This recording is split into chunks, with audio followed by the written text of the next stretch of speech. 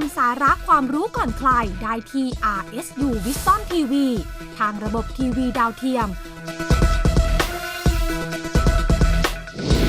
หรือผ่านแอปพลิเคชัน RSU Wisdom TV ดาวน์โหลดแอปพลิเคชันได้ที่ Google Play และ App Store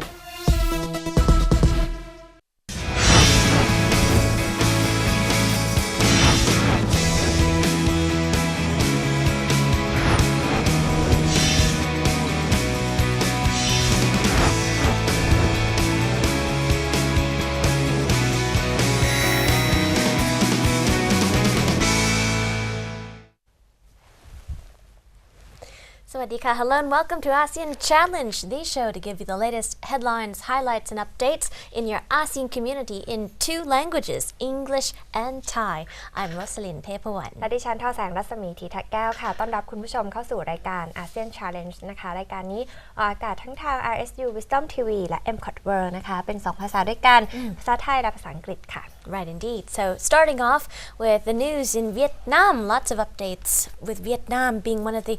heaviest beer drinkers in Asia. You know, I never knew that before. Oh, is that not Thai? Not Thai. โอเคนะคะวันนี้เราจะมาพูดกันในเรื่องของปัญหานักดื่มนั่นเองแต่ว่าเราอาจจะเห็นนะช่วงสงกรานต์แบบนี้จริงๆอาจจะคิดถึงคนไทย Right. แต่กลายเป็นว่าจริงๆเนี่ยถ้ามาเป็นแชมเปี้ยนนักดื่มเลยคือที่เวียดนามนั่นเอง Right. In Asia, you see a lot of drinkers all around. But when it comes to rating the countries in terms of the heaviest drinkers, who would have thought that Vietnam tops the list in the top third beer consumer in Asia behind Japan and China? We know Japan and China to be very, you could say, cultural beer drinkers. But Vietnam, we typically see them as tea drinkers, but in this respect, Vietnam is the third largest beer consumer in Asia behind Japan and China. They're also the leading consumers in Southeast Asia. ว้าวนะคะถ้ามีการจัดอันดับนะคะก็จะเห็นได้ว่าเวียดนามเนี่ยเขาเป็นนักดื่มถ้าเทียบในภูมิภาคเอเชียเป็นอันดับที่3นะคะรองจากญี่ปุ่นแล้วก็ประเทศจีนนั่นเองนะคะซึ่งสิ่งที่ทำให้นะคะเวียดนามเนี่ยกลายเป็นประเทศที่อาจจะชอบดื่มมากๆจริงๆถ้าไปดูจีนกับญี่ปุ่นเนี่ยวัฒนธรรมการดื่มของเขาจะเน้นไปที่เรื่องของชา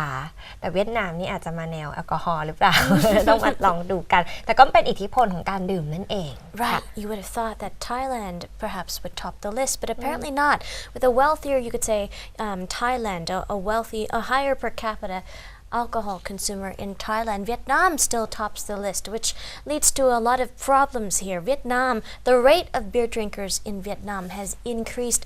twofold, more than 200% over the past 10 years, they say, according to state media, and a lot of it is because of the rising disposable income and also demographics each year. But 1 million people have reached that legal drinking age of 18 each year. That means typically countries would allow drinking ages at 21, but for Vietnam it's 18. And Vietnam being a younger country in ASEAN makes them more beer drinkers. นะคะถ้าไปดูเนี่ยทำไมชาวเวียดนามถึงขึ้นมาทุบสถิติเป็นนักดื่มยอดนักดื่มเนี่ยนะคะมากกว่าเพิ่มขึ้นเนี่ยมากกว่า 200% ในช่วง10 ปีที่ผ่านมาด้วยนะคะทางข้อมูลของทางรัฐบาลเวียดนามเขาบอกเลยว่าเป็นเพราะว่านะคะรายได้ที่มันเพิ่มมากขึ้นนี่แหละนะคะแล้วก็เป็นเรื่องของประชากรที่เพิ่มจำนวนขึ้นมาด้วยเนี่ยก็เลยทำให้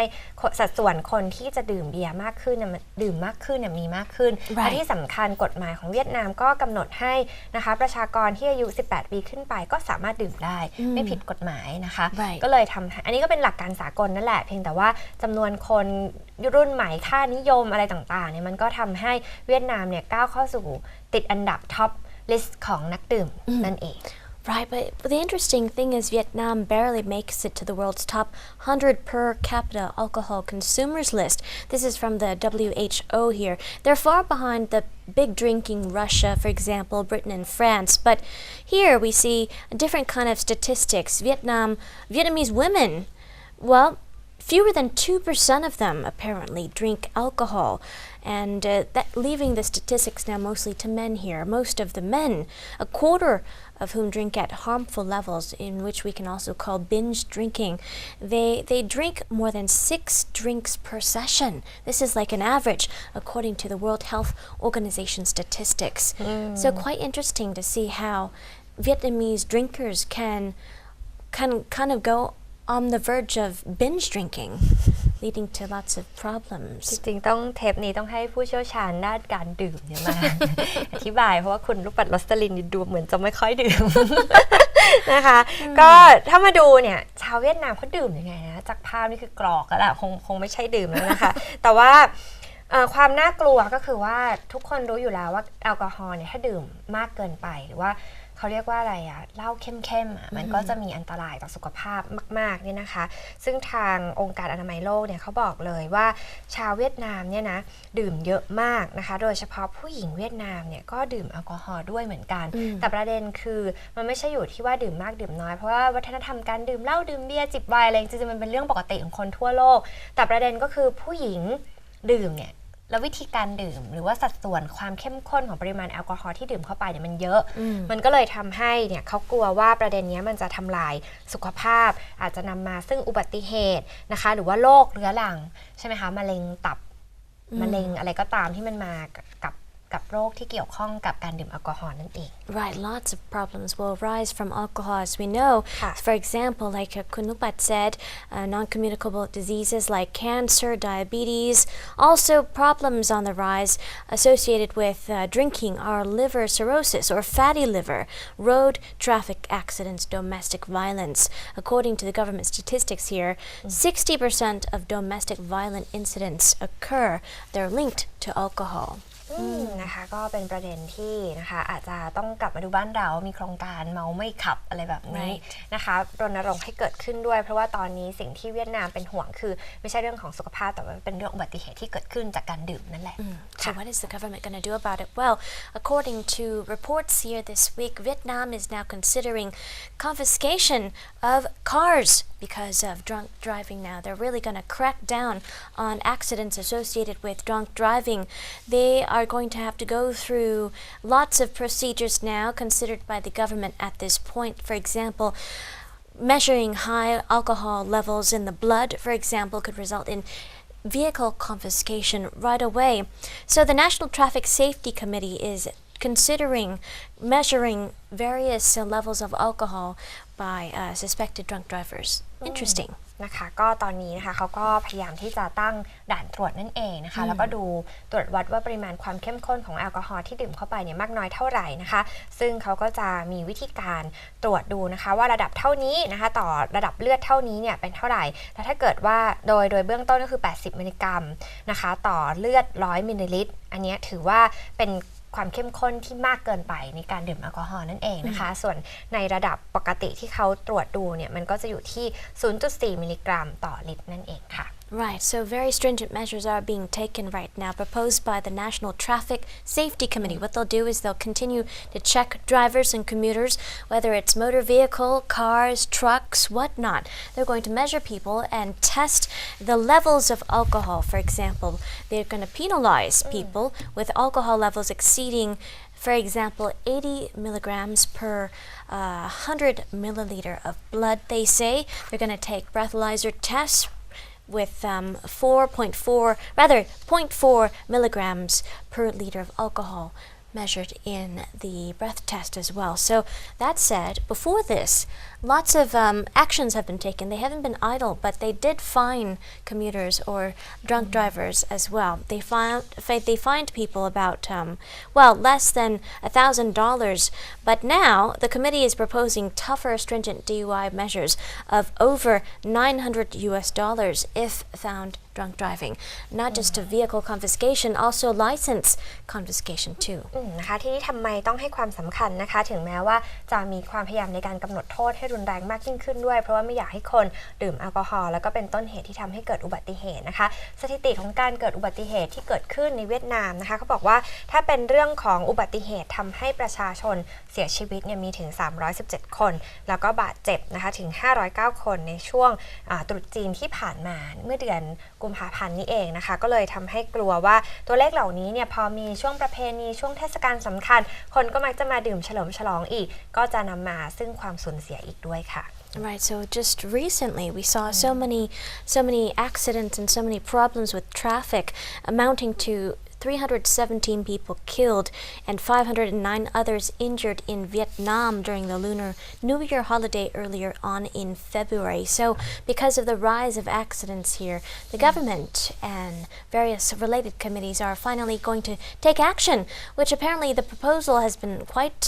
well received in the public eye. But there is a problem though. A lot of the vehicles we see here are actually not owned by the drivers. So if they get confiscated, what will the owners do? And the drivers, will they actually be held accountable even if those vehicles are not theirs? So that's another issue that Vietnam has to deliberate in terms of ownership and fines and fees and punishments. นะคะประเด็นความท้าทายของการจัดการคนที่มีพฤติกรรมการขับขี่ที่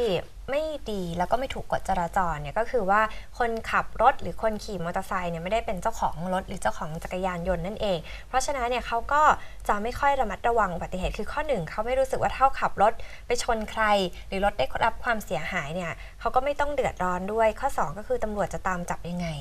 เพราะว่าไม่รู้ว่าเจ้าของรถเนี่ยคือเจ้าของร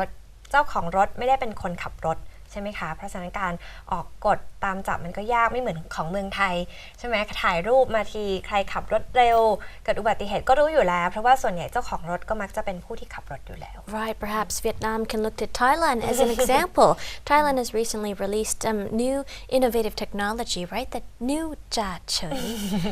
right? The new Cha Choi, the second to monitor traffic incidents and actually take photographs and deliver those tickets and violations to the home. ใช่นะเดี๋ยวนี้เราก็อยู่บ้านนะคะแล้วก็รอรับไปรษณียบัตร หรือว่ารูปภาพจากตำรวจมีหลายมุมมีมุมไกลมุมซูมนี่เคยได้รับมาแล้ว Oh no, same with me actually. ค่ะนะคะนี่เป็นประเด็นที่นำมาฝากกันในช่วงแรกของรายการค่ะ Right, and with that said, let's take a short break. Coming up next, headlines and hot issues in ASEAN Hot Issues. Stay tuned.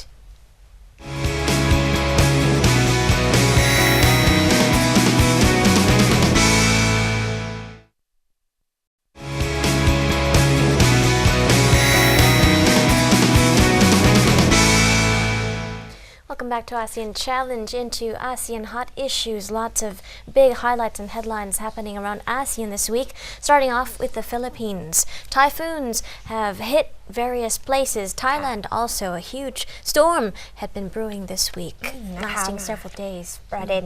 Hot Issue นะคะแน่นอนว่าสัปดาห์นี้เนี่ยถ้าเป็นชาวไทยก็จะต้องรอรับพายุฤดูร้อนนั่นเองนะคะบอกว่าสงกรานต์มาทีไรนะเราก็เปียกฝนกันทุกทีนะไม่ใช่เปียกน้ำเฉยๆแต่ว่าในช่วงสัปดาห์ที่ผ่านมาฟิลิปปินส์เนี่ยเขาก็ลุ้นว่าพายุใต้ฝุ่นที่มีชื่อ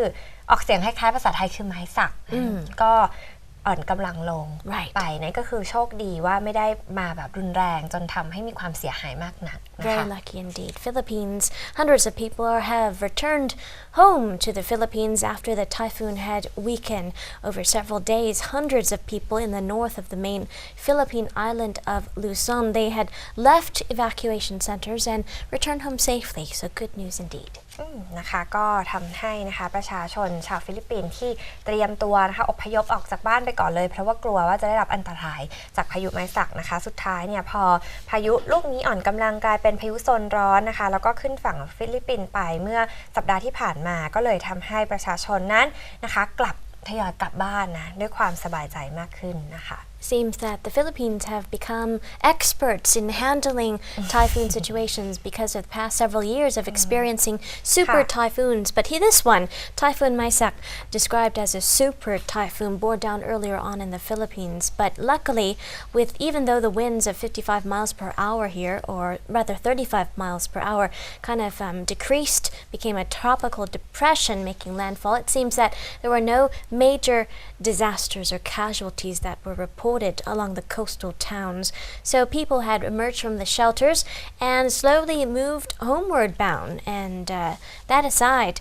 there had been lots of good reactions and responses from disaster mitigations teams this time. นะคะก็อย่างที่คุณรูปัตน์ วัสลินได้บอกนะคะกลายเป็นว่าชาวฟิลิปปินส์นี่น่าจะเชี่ยวชาญมากๆกับการรับมือกับพายุลูกใหญ่ๆไปแล้วนะคะ ถึงขั้นมีการอพยพหนีก่อนเลยนะคะแล้วก็มีการเตรียมตัวได้อย่างดีมากยิ่งขึ้นนะคะอย่างไรก็ตามถ้าเราไปดูจากภาพนะคะแล้วก็เป็นรายงานที่ผ่านมาเนี่ยนะคะโดยนะคะทางกรมอุตุนิยมวิทยาของฟิลิปปินส์เนี่ยเขาบอกเลยนะคะว่าพายุลูกนี้เนี่ยก่อตัวจากการเป็นซูเปอร์ไต้ฝุ่นในเขตมหาสมุทรแปซิฟิกแล้วก็อ่อนกำลังลงกลายเป็นพายุโซนร้อนขณะขึ้นฝั่งทางตะวันออกเฉียงเหนือของฟิลิปปินส์บนเกาะลูซอนเมืองดีนาปิเกนะคะโดยความเร็วลมพัดเข้าสู่ศูนย์กลาง55กิโลเมตรต่อชั่วโมงแล้วก็บอกว่าจะอ่อนกำลังไปกว่านี้เรื่อยๆนะคะโดยผ่านเข้าสู่ดินแดนเทือกเขาบนเกาะลูซอนนั่นเองค่ะ Right, so indeed, lots of typhoons continue to pass through the Philippines. About 20 major ones pass through the Philippines every year. About 8,000 people had been killed or missing after Haiyan struck the Philippines, a Category 5 storm there. It struck the central provinces in 2013. That was one of the biggest ones in a long time. So luckily, Maisak didn't progress toward that level. Right, indeed. So we'll keep you posted on more developments coming from the Philippines as typhoon season approaches Southeast Asia. Well, but that aside, going from the Philippines over to Malaysia now for some other news. A helicopter had crashed this week, killing the Prime Minister of Malaysia's senior aide and also a former U.S. envoy. So a very tragic incident indeed, happening to Prime Minister Najib Razak's chief of staff and also former ambassador to the United States. He was also a senior member of Najib's party. They were among 6 people killed in the helicopter crash this week near the capital. นะคะนี่เป็นเหตุการณ์เศร้าสลดใจนะคะเกิดขึ้นที่ประเทศมาเลเซียนะคะในวันเสาร์ที่ผ่านมานั่นเองค่ะอุบัติเหตุเฮลิคอปเตอร์นะคะตกที่เมืองเซเมนยีนะคะอยู่ทางตอนใต้ของกรุงกัวลาลัมเปอร์ซึ่งเป็นเมืองหลวงของมาเลเซียค่ะเบื้องต้นเนี่ยเขารายงานว่าผู้ที่อยู่บนเครื่องทั้งหมด6รายเสียชีวิตนะคะแล้วในจำนวนนี้ก็มีเลขาธิการนายกรัฐมนตรีนาจิบราซักของมาเลเซียรวมอยู่ด้วยแขกทั้งหมดเรียกได้ว่าเป็นแขก VIP แล้วก็เขาไปร่วมงานแต่งงานของผู้บริหารของประเทศนั่นเองนะคะแล้วก็ปรากฏว่ามาเจอนะคะปัญหาอุบัติเหตุที่เกิดขึ้นนี้ก็ถือว่าเป็นเรื่องที่น่าเศร้าสลดใจอย่างมากเลยค่ะ Malaysia's Prime Minister has vowed to continue investigations until everything is resolved. In his own words, Najib Razak said no stone will be left unturned by investigators trying to pinpoint the cause of the crash because the people on the plane, rather helicopter, were coming back from a wedding reception for Najib's daughter. So that's very heartbreaking indeed. And not just, the chief of staff of the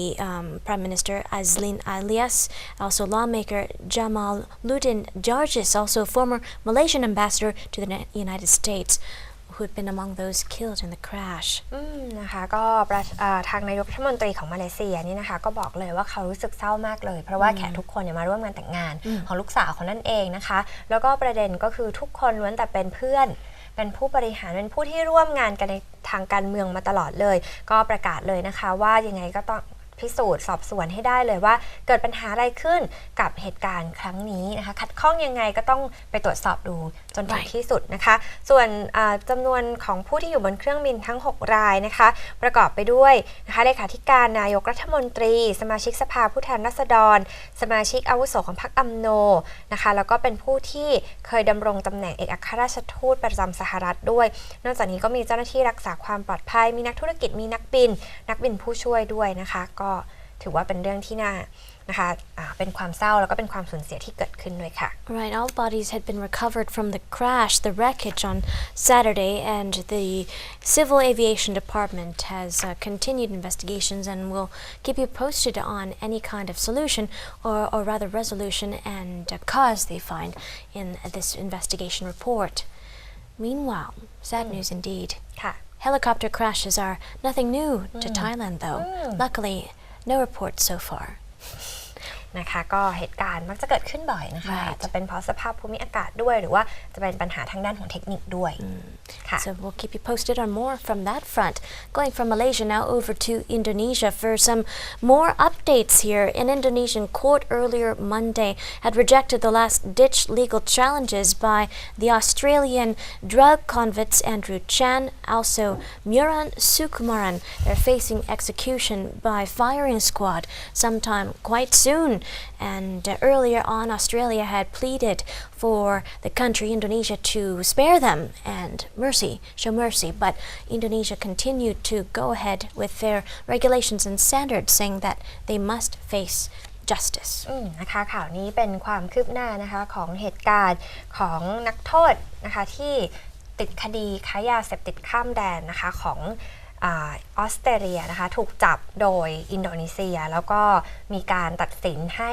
ประหารชีวิตทั้งสองคนนะคะแต่ว่านักโทษทั้งสองรายเนี่ยก็ขออุทธรณ์นะคะไปยังศาลปกครองด้วยอย่างไรก็ตามศาลปกครองปฏิเสธคำอุทธรณ์แล้วก็บอกว่าให้ยืนตามคำพิพากษาของศาลสูงนั่นก็คือยังไงก็ต้องโดนโทษประหารชีวิตนะคะนักโทษทั้งสองรายก็คือนายแอนดรูชานและนายมิวรันสุคุมานนะคะก็ไม่รอดจากโทษประหารชีวิตแน่นอนและที่สำคัญก็คือนะคะเป็นความพยายามของออสเตรเลียมาแล้วนะคะทั้งจากระดับนายกรัฐมนตรีโทนี่แอบบอตนะคะก็ยกมาทุกอย่างความร่วมมือที่เคยมีความช่วยเหลือตั้งแต่สมัยเหตุการณ์สึนามิไต้ฝุ่นอะไรก็แล้วแต่นะคะแต่สุดท้ายอินโดนีเซียก็บอกว่าเรื่องยาเสพติดนี่มันร้ายแรงมาก So despite Australia's plea and the government of Australia's various, you could say, pleas to Indonesia in the past, it seems that Joko Widodo's refusal of clemency still stood. So with this said, the Australian drug convicts had taken their last-ditch effort for sure here, challenging the means of all venues of legal recourse. But the last-ditch effort had been overturned now by Indonesia. So it seems that the execution procedures will still continue, but the exact date has not been pinpointed just yet. The pair are among 10 drug convicts earlier convicted to be executed by firing squad on the prison island of Nusa Kambangan, and others are from other foreign countries as well. But this particular case has been ongoing since 2006, so it's taken quite some time due to several technical difficulties in the case and also appeals and pleas. นะคะจริงมันก็นานมากแล้วนะคะเป็นเวลาหลายปีแล้วแหละนะคะที่ตั้งแต่ถูกจับมาแต่ว่าก็มีความพยายามที่จะอุทธรณ์ด้วยพิจารณาลดหย่อนโทษต่างๆนะคะแต่สุดท้ายก็ไม่ได้รอดพ้นไปด้วยส่วนทางด้านของทั้งสองคนนี้นะคะก็ไม่ได้ถูกจับแค่2คนนะแต่ว่ายังมีนักโทษในคดีค้ายาเสพติดอีก8คนก็มีชาวฝรั่งเศสบราซิลฟิลิปปินส์กานา ไนจีเรียและอินโดนีเซียค่ะRight, again, many others from various countries. Some had been executed earlier on already, like Brazil, for example, and the Netherlands. But that aside, it seems that this particular case is awaiting the outcome of legal appeals by 3 remaining death row inmates before they finally set a date for the execution. So the attorney generals are currently awaiting those conclusions before they decide to set a date. The office spokesman of the Attorney General had previously said the intention is for all the executions to be carried out together, but that aside though, they still could be conducted in batches. So Indonesia has definitely some harsh penalties for drug trafficking that resumed in 2013 after quite a long 5-year gap. So here they're going full on with the executions. นะคะก็อาจจะมองเห็นว่าความเข้มงวดหรือว่าการใช้มาตรการหรือบทลงโทษต่อคนที่เกี่ยวข้องกับคดียาเสพติดของอินโดนีเซียนั้นรุนแรงมากยิ่งขึ้นแล้วก็เป็นไปอย่างเข้มงวดมากขึ้นในสมัยของประธานาธิบดีโจโกวิโดโดนั่นเองนะคะก็ทำให้พอขอลดหย่อนโทษใดๆก็ตามเกี่ยวข้องกับเรื่องยาเสพติดจะไม่ถูก ให้ได้รับการลดหย่อนโทษแต่อย่างใด Right, indeed. So something quite unexpected for a new kind of fresh approach from Indonesia. But that aside, we'll keep you posted as we continue to follow the story each week. Now, that aside, moving from Indonesia over to Russia and Vietnam, it seems the Russian Prime Minister Dmitry Medvedev is making a tour around Southeast Asia, having visited Thailand as well as Vietnam. The Prime Minister Medvedev had attended a welcoming ceremony in Vietnam as well on a 3-day visit to the Southeast Asian country. He aims to strengthen bilateral ties with all countries. And in Vietnam here we see a very grand welcoming ceremony in front of the presidential palace. นะคะเป็นสัปดาห์แห่งการเดินสายเยือนนานาประเทศในภูมิภาคอาเซียนนะคะก็ของทางด้านนายกรัฐมนตรีดิมิทรีเมดเดเวฟของรัสเซียนั่นเองนะคะก่อนที่จะมาถึงเมืองไทยเนี่ยทางด้านของนายกรัฐมนตรีท่านได้ไปเวียดนามเป็นเวลา3 วันนะคะก็มีการเจรจาข้อตกลงการค้าเสรีระหว่างเวียดนามสหภาพเศรษฐกิจยูเรเชียนะคะเป็นประเด็นที่ถูกจับตามองนะคะในด้านเศรษฐกิจแต่อีกมิติหนึ่งซ่อนอยู่ก็คือนะคะถ้ามาดูหนังสือพิมพ์ของไทยเนี่ยจะบอกว่ามีประเด็นเรื่องของอาวุธหรือเปล่านะคะรัสเซียนี่ก็มีประเด็นเรื่องอาวุธจากรัสเซียเนี่ยนะคะจับตาว่าจะมีการสั่งเพิ่มไหมอย่างไรนี่ก็น่าสนใจเหมือนกัน Right, so we see a lot of cooperation and a lot of joint ventures, you can say, and agreements made between Southeast Asia and Russia. In this respect, lots of talks on the sidelines about whether or not there would be any exchange of weapons, for example, or any kind of contracts on that front. But altogether, the Russian Prime Minister had come to increase and you could say reinforce trade between both countries, and he's hoping that he hoped that they would improve in the country's business center as well. This is the 3rd time Medvedev has come to visit Vietnam. The first time was in 2010, so various talks had been going on, and you can see that the bilateral cooperation between both countries is quite a positive one. นะคะก็ไม่ได้มีการลงนามอะไรเป็นเรื่องเป็นราวมากนักนะคะแต่ว่าจะมาพูดคุยกันว่าความร่วมมือต่างๆที่เกิดขึ้นเป็นอย่างไรการหารือทวิภาคีจะเป็นอย่างไรรัสเซียเองเนี่ยอยากจะให้มีการลงนามข้อตกลงเขตการค้าเสรีที่จะทำให้มูลค่าการค้าระหว่างรัสเซียและเวียดนามเพิ่มเป็น 10,000 ล้านดอลลาร์สหรัฐในปี 2563 จากที่ปัจจุบันนะคะอยู่ที่ 3,800 ล้านดอลลาร์สหรัฐนะคะแล้วก็การเดินทางมาครั้งนี้ก็ถือว่าเป็นครั้งที่ 3 แล้วนะคะที่ผู้นำของรัสเซียเนี่ยมาที่เวียดนามค่ะ Right, and likewise on the other hand, it seems leaders of Vietnam had also gone to visit Russia earlier on as well, with the General Secretary of the Community Party of Vietnam, Nguyen Phu Trong, also visiting Medvedev and Russian President Vladimir Putin earlier on as well. นะคะก่อนหน้านี้ทางด้านของนะคะผู้นำของเวียดนามเนี่ยก็ได้ไปที่รัสเซียมาแล้วนะคะรอบหนึ่งด้วย That aside, we'll keep you posted on more visits and updates from Russia as well as an ASEAN++. That said, we move from Russia and Vietnam over to Myanmar now for some updates concerning Aung San Suu Kyi and the upcoming elections in Myanmar. So far, opposition leader Aung San Suu Kyi had come out to say boycotting an upcoming historic election was an option. And if the military-drafted constitution barring her from becoming president remains unchanged. So it seems that lots of talks about constitution amendments, but still no resolute action as of yet concerning Aung San Suu Kyi and her place in the upcoming election. นะคะมาดูประเด็นนะคะของเมียนมาบ้างดีกว่านะคะคุณอองซานซูจีก็เริ่มมีบทบาททางการเมืองมากยิ่งขึ้นนะคะถึงแม้จะไม่ได้เป็นการใช้อำนาจใดๆก็ตามแต่ว่าเขาเรียกว่าพฤติกรรมหรือกริยาท่าทางหรือการตัดสินใจในการดำเนินการทางการเมืองกิจกรรมทางการเมืองเนี่ยบางทีมันก็เป็นสัญญาณที่น่าสนใจแล้วก็เป็นอันตรายต่อคู่ตรงข้ามเหมือนกันนะคะเพราะว่าล่าสุดเนี่ยคุณอองซานซูจีซึ่งเป็นหัวหน้าฝ่ายค้านพม่าเนี่ยบอกเลยว่าอาจจะคว่ำบาตรการเลือกตั้งครั้งประวัติศาสตร์ที่กำลังจะมีขึ้นนะคะหากรัฐธรรมนูญที่ร่างขึ้นโดยทหารซึ่งระบุ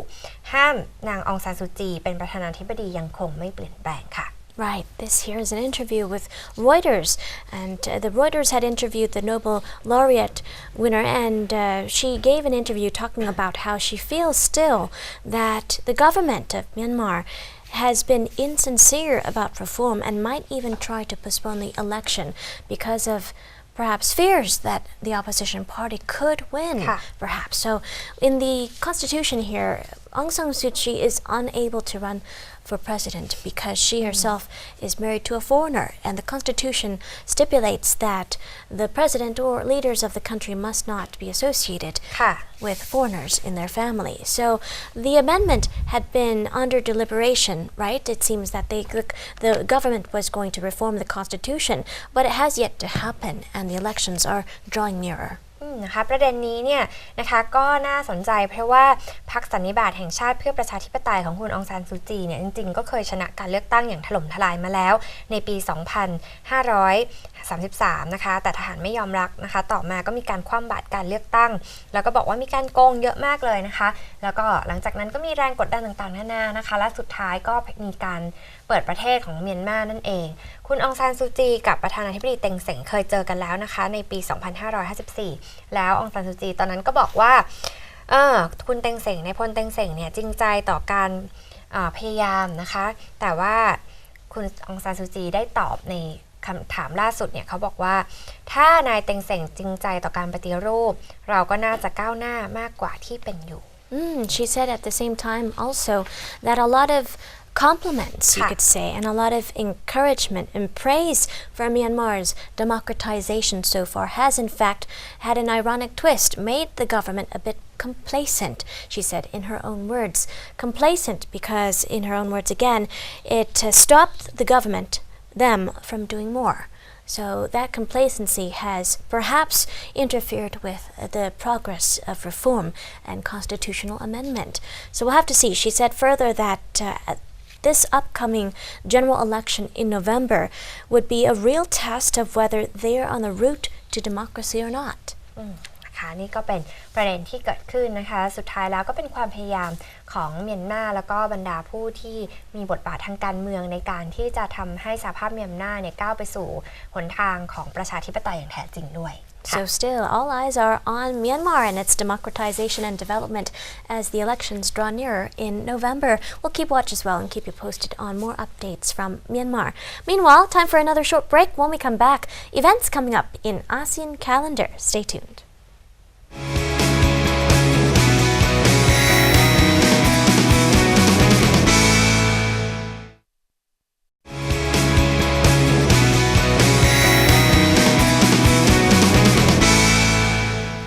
Coming up in ASEAN calendar, lots of colorful events for you all around ASEAN. We'll take you to the Philippines for a colorful day of valor. Then over to Penang for lots of musical fun.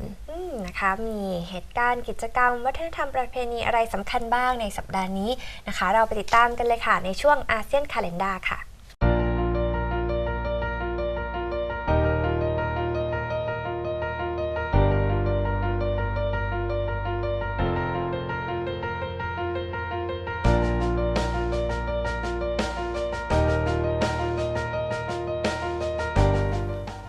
Songkran Festival. Having fun is a big part of Thai culture, and having fun amidst scorching heat is no exception. The hottest month of the year, April, sees the entire country go bananas in friendly water fights and street parties that last nearly a week. During Songkran, most office buildings, banks, as well as family-run shops and restaurants shut down completely, while big shopping malls usually remain open. Bangkok experienced a mass exodus, as at least half of its residents travel back to their hometowns for family reunions. In their place are tourists who fly into Bangkok particularly to enjoy one of the most colorful and festive times of the year. Songkran is the occasion for family reunions, temple visits, and annual house cleaning. Many families observe the holidays by spending time with families and friends. Traditionally, Thais perform the Rut Nam Dam Hua ritual on the first day of Songkran, which is officially the National Elderly Day. During the ritual, young people pour fragrant water into the elders' palms as a gesture of humility and to ask for their blessings. The second day of Songkran is officially the National Family Day. Families would wake up early and give alms to monks. Then ideally, the rest of the day would be spent sharing quality family time together.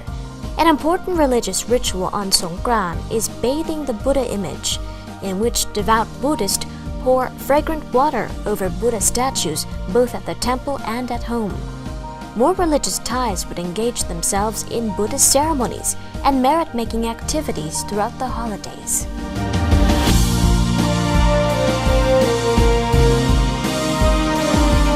Day of Valor in the Philippines. Day of Valor in the Philippines may also be known as Batan Day or Batan and Corregidor Day, and in Filipino it's called Araung Kagitingan. It commemorates the fall of the Bataan Peninsula during World War II. At dawn on the 9th of April 1942, Major General King of the United States Army was forced to surrender his forces of over 76,000 Filipino, Chinese, and American soldiers to the Japanese. Unprepared for the number of prisoners, the Japanese decided to walk the prisoners 150 kilometers to a prison camp in San Fernando.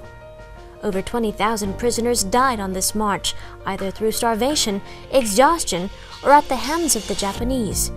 The trek became infamous as the Bataan Death March.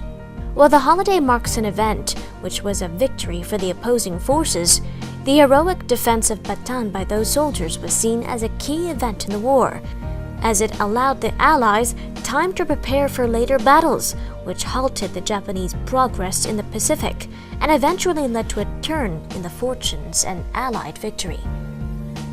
The Bataan Peninsula was eventually retaken by American and Filipino forces on the 8th of February 1945. To mark the day, veterans from World War II will parade in many cities across the Philippines. The key event takes place at Mount Samat Shrine in Bataan, which honors the heroism and sacrifice of the Filipino and American troops during World War II. In 1961, 9th of April was declared Bataan Day. In 1987, it was renamed officially as the Day of Valor to pay tribute to those who defended Bataan, Corregidor, and Besang. From 2007, the holiday was designated to be observed on the Monday nearest April 9th. But since 2009, a yearly presidential decree has meant it is observed on the 9th of April.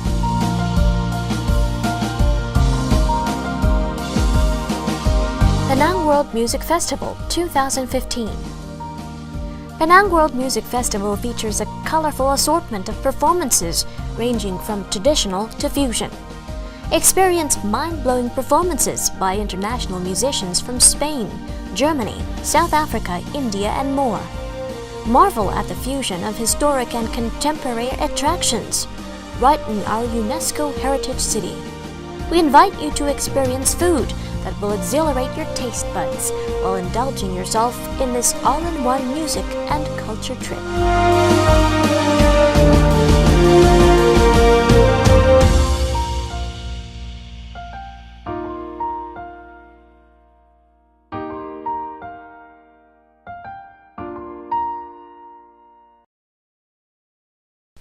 There you go, lots of colorful events happening all around ASEAN, especially in our very own Thailand with our Songkran Festival, the most popular time of the year. นะคะก็เป็นประเพณีที่ทุกคนเฝ้ารอคอยแล้วก็ยาวมากด้วยนะคะเพราะว่าอาจจะเล่นกันในเมืองไทยเนี่ย13 14 15แต่ว่าบางพื้นที่เช่นพัทยาชลบุรีเนี่ยก็มีต่อไปอีก1สัปดาห์ด้วยนะคะก็มีความหลากหลายมาฝากกันด้วยค่ะเดี๋ยวเราพักกันสักครู่นะคะช่วงหน้ากลับมาติดตาม ASEAN Interview ค่ะ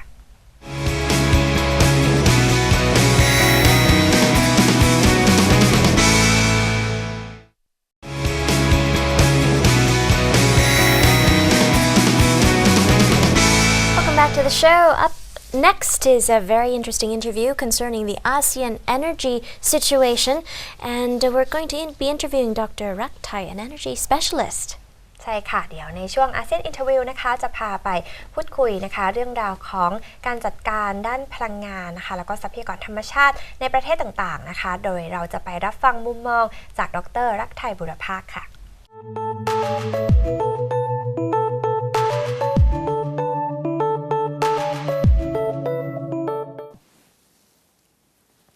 Sawadika and welcome to the ASEAN Interview with me, Alyssa Sitiwong. In today's topic, we'll be discussing about petroleum and ASEAN, of course, as we know that several ASEAN countries are capable of producing oil resources, such as Indonesia, whom used to be a part of OPEC, Malaysia and Brunei, who are also able of producing sufficient amount of oil, and Thailand, that also has some capacity of oil production as well. If taking a look at Thailand individually and its plans for petroleum concessions, it's still a matter of doubt from the public. Should we continue in this direction or change plans? It is an important issue that needs to be resolved before we enter into the AEC at the end of this year.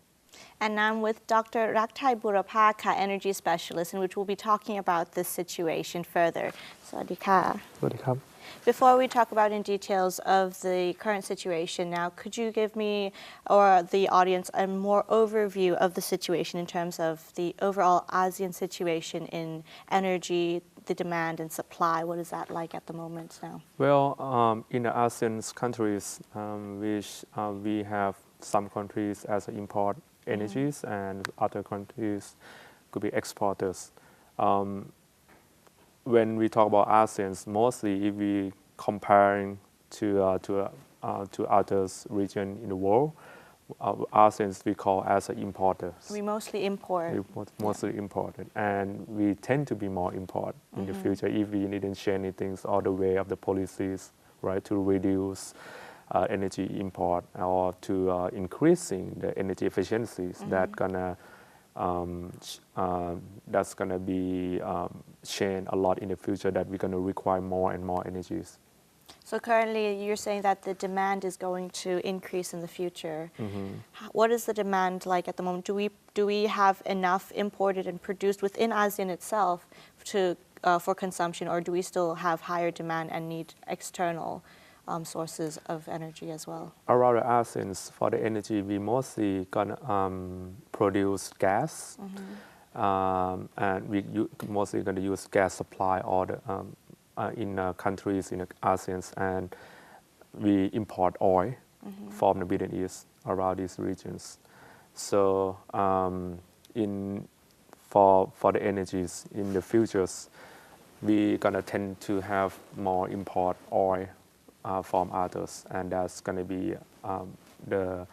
challenging that we all face in the future. Yes, so therefore, how do you think we should handle the situation besides importing? Is there other methods that we can use to handle this, such as maybe alternative methods of energy that we can produce ourselves, or is there any, in your point of view, what should we do? In my opinion, I think going to be three ways to slow down the crisis or to help to reduce the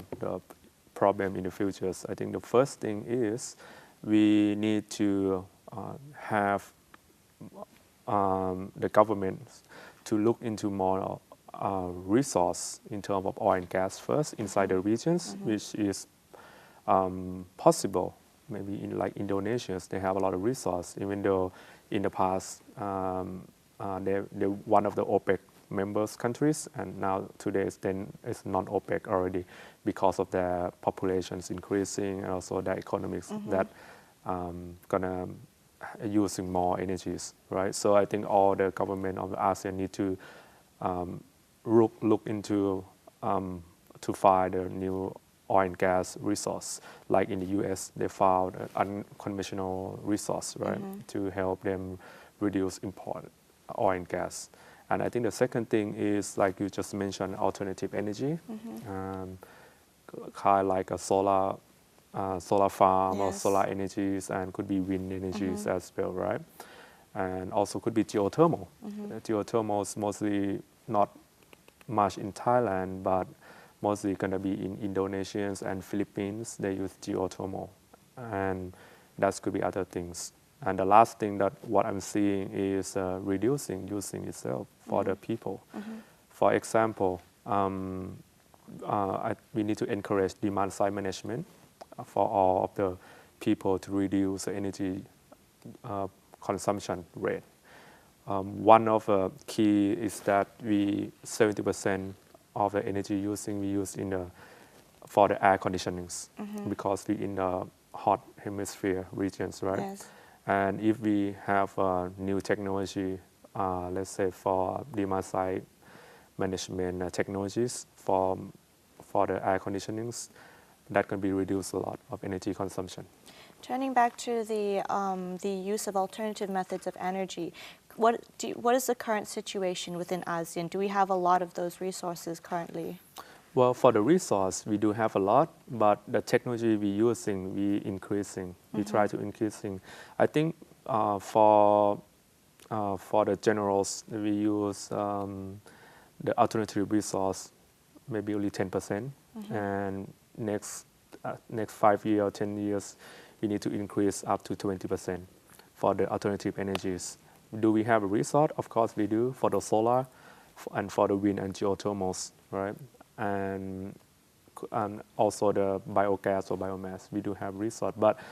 not all the countries have encouraged this, or the government didn't encourage this as much as they can, which they're doing now, but I mean, it takes time, right? Things cannot happen in tomorrow, but they try to do more and more. And turning back to your example, previously you mentioned about Indonesia. They used to be in the OPEC, now they're out. Could you explain further about what the situation, what happened before, and what is it like now? Well, for the past, Indonesia has produced a lot of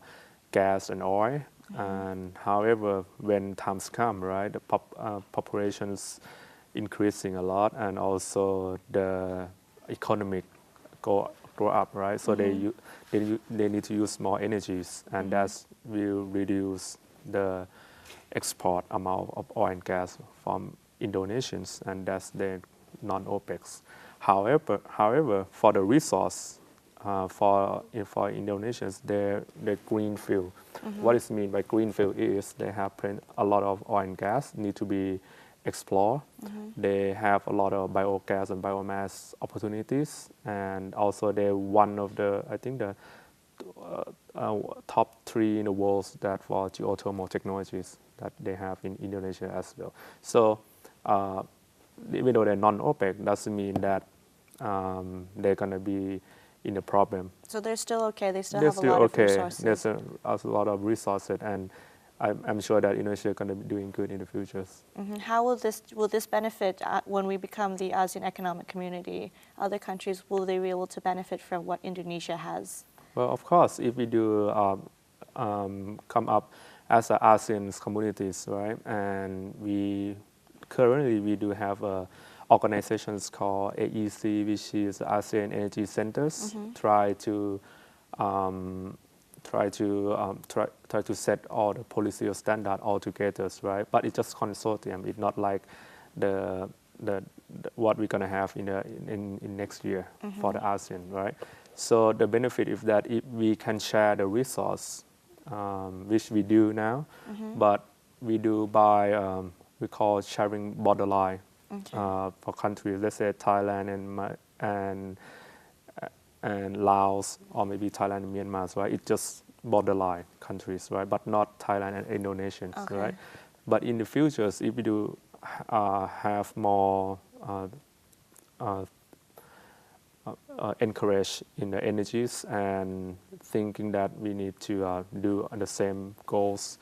I'm sure that possible that we can share the resource all inside the ASEAN countries. So if there was to be sharing resources within all ASEAN countries, then there should be maybe some joint policies within energy within the ASEAN countries in the future. And how do you think that would look like in the future? Would it be possible to do that? It's possible. Really, it takes time, but it's possible. The one thing is, if we want to come that far, right, we need to set up all the oil and gas price in the same standard in each country. Let's say for the Indonesians and Philippines, or maybe from Thailand and Malaysia, we have to be the same oil and gas price. Would that be a little bit complicated since the supply and demand of each country is very different as well? So that will affect the price naturally. So how would it be regulated so that the prices would be the same in each country? Actually, even today we try to be the same. Not the same. I will say closing. Not same. It's the margin is not the same in each country, right? We need to be close enough to avoid the oil and gas that we not expect to go outside the countries or to get inside the countries, right? It's possible, but it takes time. Is that complex? That's for your questions. It do complex. It very do complex, but it's possible. I would like to bring it to Europe, right? Before they come to the EU commissions, right? They have a lot of different standard in terms of energies and also oil and gas price. But today's when they do it as a communities, right? They try to reduce the gap, the price between each countries, and also they import to all the same from one single resource, which is from Russians, and that's the key. And I think if ASEANs want to sharing the energies, if that possible, but it takes time. So at the moment, as you mentioned, the Energy Center shares resources like borderline resources. However, it isn't considered sharing within ASEAN altogether. So therefore, that means that right now there is not free trade for the industrial and energy sector currently. Not yet. Would it be possible to do that? It is. It is possible. Like I just mentioned, it's possible, but it takes time, and the structure of the price is not easy. We need to admit that we all import oil and gas from the Middle East, from the Middle East to Singapore. Singapore is a big port for oil and gas, right? And how we gonna do the pricing from that? I think it's possible, but we need to talk. And therefore, it's not going to be within 1 year for sure. No, it's not that fast. It takes time more than that. So if we were able to do this free trade in the future, then that would mean that would the energy sharing be able to mean that we won't have to depend so much on imports from outside, because Indonesia, like you said, has its resources and has enough that can share. We also, other ASEAN countries, have other types of resources that we can share. So overall, if this was possible, would this benefit ASEAN in a whole and be able to help each other rather than importing in? It is. It is that I think all of the ASEAN communities people looking forward to have that, right? But one thing we need to think it the areas and also the geographic of the ASEAN is not the same as Europe, right? The Europe you close in borderline, right? A lot of countries close together. But in Thailand, in ASEAN, Thailand, Indonesia, and Philippines not that close, right? We have a sea that as a borderline. One thing we need to think about that, and that's going to be challenged, is about the energy transmissions. How are we going to transmit from Indonesia to Thailand or from Indonesia to Vietnam or kind like that? I think the key is about energy transmission system inside the region as and well. Also understanding within each country to create the same policies and same pricing structure and everything. All right. Well, thank you very much, Dr. Ruktai, for this discussion today. ขอบคุณค่ะ ขอบคุณครับ ในการสัมภาษณ์ครั้งนี้ค่ะก็ได้ยกประเด็นว่าประเทศในอาเซียนมีการใช้พลังงานหลายรูปแบบด้วยกันค่ะที่นอกเหนือจากน้ำมันอย่างเช่นพลังงานจากแสงอาทิตย์พลังงานจากลมพลังงานที่มาจากความร้อนของโลกเช่นเดียวกันค่ะซึ่งในบางประเทศนะคะโดยเฉพาะประเทศอินโดนีเซียก็มีประชากรมากทำให้ต้องมีการใช้พลังงานในหลายรูปแบบค่ะซึ่งดร.รักไทยก็เชื่อว่าประเทศในอาเซียนก็สามารถที่จะจัดสรรพลังงานกันได้และมีราคามาตรฐานเดียวกันแต่ต้องใช้เวลาอย่างที่เราสามารถเห็นได้ในประชาคมยุโรปค่ะที่สามารถลดช่องว่างราคาระหว่างแต่ละประเทศได้และนี่ก็คือทั้งหมดของ ASEAN Challenge ในวันนี้ค่ะ This brings us to the end of the ASEAN Challenge for today. I'm Alyssa สิทธิวงศ์สวัสดีค่ะ